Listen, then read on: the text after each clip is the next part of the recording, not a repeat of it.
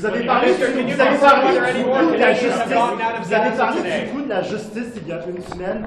Alors, l'horreur des crimes du A Hamas. month ago, yesterday, Hamas launched a horrific attack against innocent lives in Israel. And every day since then, we've seen violence and horrific images of families, elderly, mothers, children killed. We're watching it on TV every night, seeing it all over our social media, and Canadians are hurting and crying out that it needs to stop. This is why we are calling for a humanitarian pause. A humanitarian pause is going to allow all the hostages to be released, allow us to continue doing the work of getting all foreign nationals out of Gaza. We got 75 of 80 Canadians out yesterday, which is solid progress, but there is so much more to do. And a pause long enough to start not just getting aid in, but getting resources and medication and supports while we begin doing the work of de-escalating the situation, and not just in Gaza, but in the West Bank, where there's increasing violence, danger of it spreading into Lebanon, and where we actually start doing the work of the real heavy lifting that's going to be required to get back on track to a two-state solution, to start imagining what the long-term future of a viable Palestinian state looks like, safe, secure, beside a safe, secure, viable, and successful Israeli state. This is what we need to get to, and every day that we continue to see suffering of thousands of millions of people makes it harder to get to that end state. Ça fait un mois et un jour maintenant, que Hamas a lancé une attaque horrible, inimaginable, contre des familles, des civils juifs en Israël.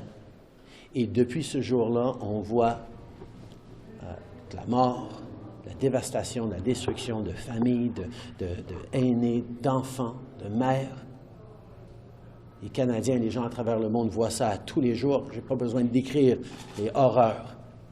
C'est pour ça qu'on est en train d'appeler pour une pause humanitaire significative qui va nous permettre de libérer les otages juifs, qui va nous permettre de continuer à sortir les citoyens des pays internationaux de Gaza. Hier, on a pu sortir 75 sur 80 Canadiens sur la liste, mais il reste des centaines de gens et de familles à sortir. On va continuer ce travail-là.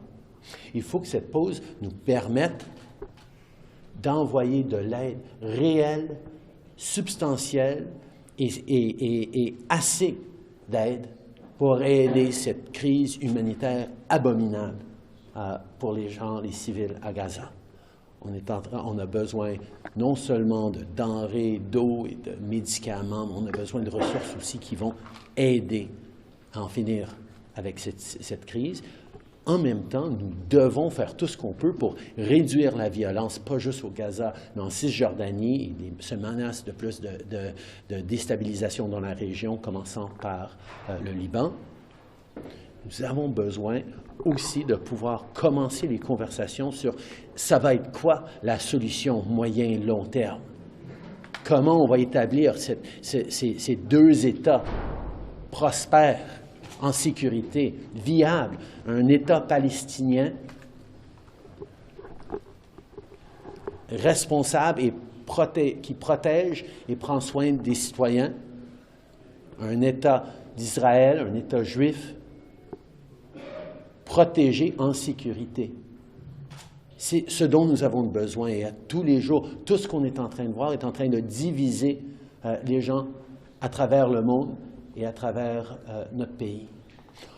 We're seeing right now a rise in anti-Semitism that is terrifying. Molotov cocktails thrown at synagogues,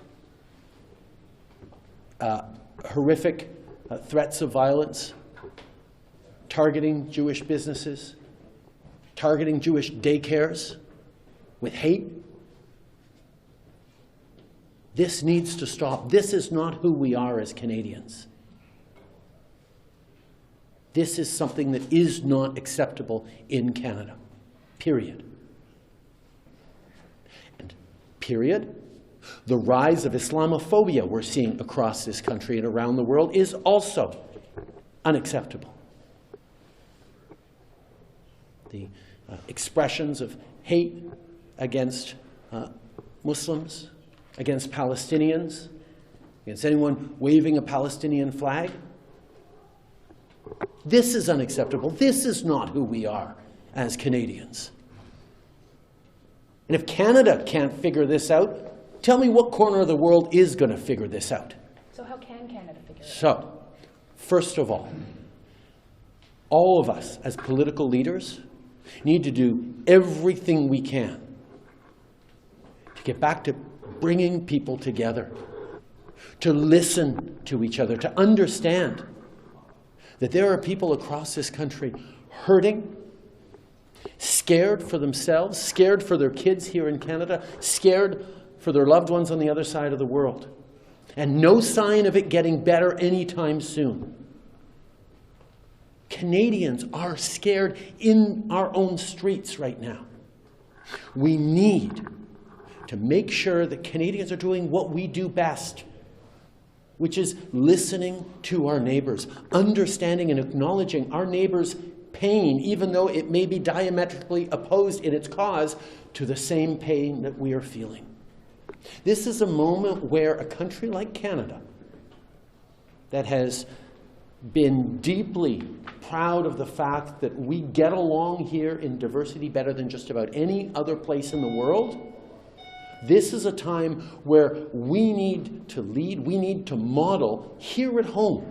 Forget about leading on the world stage. Here at home, we need to model how we get through this. That's the responsibility of every single Canadian, to see how we are recognizing each other's pain and fear and move forward on it. À tous les jours, ici dans ce pays, les gens ont mal. Et on voit depuis trop de jours maintenant une montée épouvantable de l'antisémitisme. Des attaques contre des synagogues, des attaques contre et des manifestations haineuses et ciblées sur des entreprises juives, des centres communautaires, des garderies juives. C'est inacceptable. Ce n'est pas qui nous sommes. Nous devons être là pour comprendre et appuyer la peur et adoucir la peur et la peine que vivent les Juifs au Canada et à travers le monde.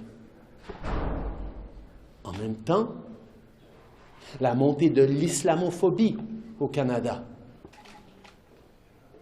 les attaques, l'intolérance, une récrimination de quiconque ose montrer un drapeau palestinien. Ça non plus, ce n'est pas qui nous sommes en tant que Canadiens. Nous devons d'être là pour comprendre la peur et la peine que des millions de Canadiens sont en train de vivre, et d'être là pour répondre, pour écouter et pour comprendre. C'est ce que nous faisons mieux que presque n'importe qui à travers le monde. D'être là dans la diversité, avoir des communautés fortes, d'être là pour nos voisins. Et je vous le dis, si on n'arrive pas à mieux s'entendre au Canada, à mieux, pas juste s'entendre, mais s'écouter, dans quel pays au monde vont-ils pouvoir se rapprocher, ces communautés qui ont tellement mal, qui ont tellement peur? C'est notre responsabilité à tous en tant que Canadiens, particulièrement nous, les leaders politiques, d'appeler aux Canadiens d'être, encore une fois, qui nous sommes.